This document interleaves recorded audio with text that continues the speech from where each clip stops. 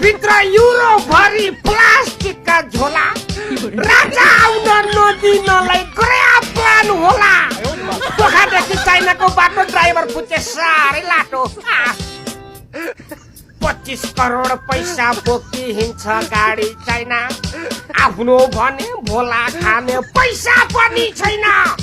चन्दन तस्करी पुस्तकको त होइन अहिले 25 भोलि 20 भन्दै कुरा गर्छन्